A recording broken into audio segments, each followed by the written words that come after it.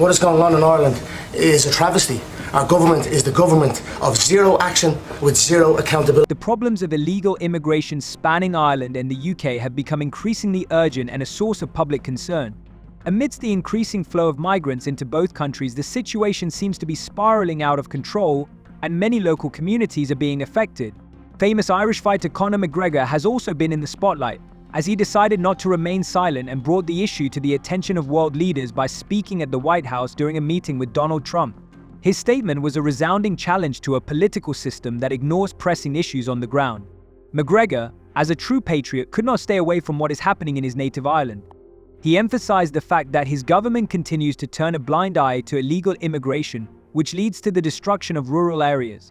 For many of these locals, the situation is becoming increasingly desperate. Social problems are worsening and traditional values are being erased.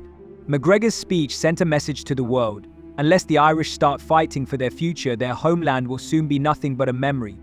Today I'm announcing a new deal, which allows Ukraine to use £1.6 billion of UK export finance to buy more than 5,000 air defence missiles, which will be made in Belfast, creating jobs in our brilliant defence sector. This will be vital for protecting critical infrastructure now and strengthen Ukraine in securing the peace when it comes. Conor McGregor could not ignore the inaction of the Irish government, which, in his opinion, prioritizes external problems, ignoring the critical situation inside the country. In his speech, he sharply condemned the decision of the authorities to spend huge sums on foreign issues, forgetting about the basic needs of its citizens. Unlike those who shirk responsibility, McGregor dared to raise his voice for those who have suffered years of neglect by their government. He emphasized that Irish people living across the ocean, particularly the 40 million Irish in America, need to be made aware of what is happening back home. These people, McGregor said, cannot remain indifferent as they see their land drowning in problems that plague local communities. The view of the country's problems must be comprehensive and the solution must be immediate. McGregor said that every Irish person, wherever they live, should feel a sense of ownership of the processes taking place in their native Ireland. He called on the government to take responsibility for its actions and not shy away from important domestic reforms that could restore the country's lost values and stability. I'm here to raise the issues that people of Ireland face, and it'll be music to the people of Ireland's ears, because never on the main stage has the issues the people of Ireland face been spoke.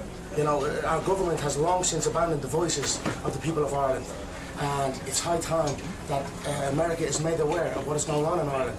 What is going on in Ireland is a travesty. Our government is the government of zero action with zero accountability. Our money is being spent on overseas issues that has nothing to do with the Irish people. The illegal immigration racket is running ravage on the country. There are rural towns in Ireland that have been overrun in one swoop, that have become a minority in one swoop.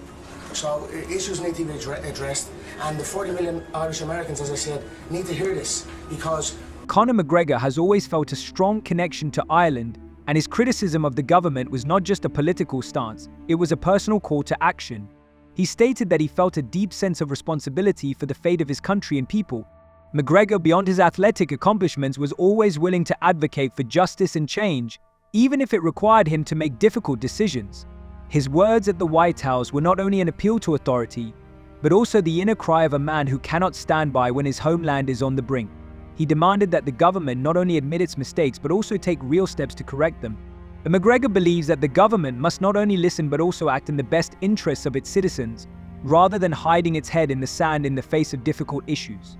He called for every Irish person, wherever they are, to take pride in holding the government to account rather than continuing to turn a blind eye to the problems at hand.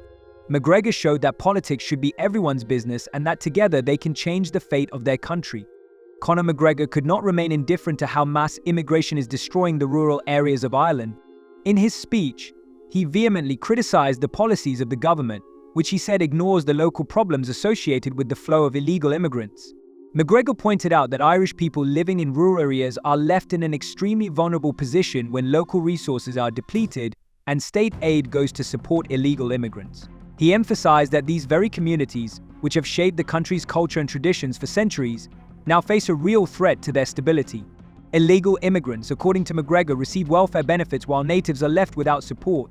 Such injustice, according to the fighter, only deepens social divisions and creates resentment among the local population. In McGregor's eyes, this is not just an immigration issue, but a challenge to the very existence of local communities who feel forgotten and left behind. He called for decisive action to bring back equality and justice for everyone in Ireland, protecting the interests of those who really need support, not just those who find themselves in the country illegally. If not, there will be no place to come home and visit. Ireland is at the cusp of, potentially losing its Irishness. And I'm here to raise the issue and highlight it. It's also St. Patrick's Day, so a little bit of celebrations for sure.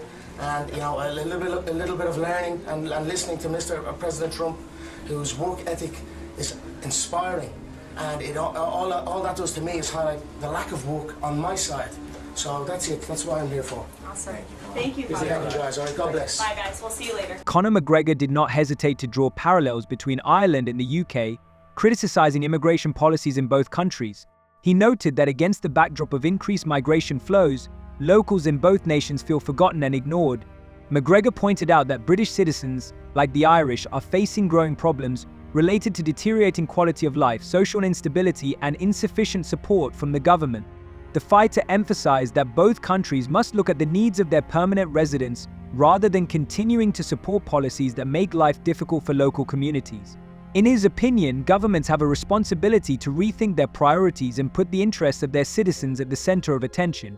McGregor believes that local people in Ireland and the UK should not feel victimized by unreasonable policies that, instead of improving living conditions, only exacerbate existing problems. He called for necessary reforms and attention to domestic issues so that local communities can feel secure and confident in their future. McGregor believes that it is only through policy change that the real well-being of citizens in both countries can be realized.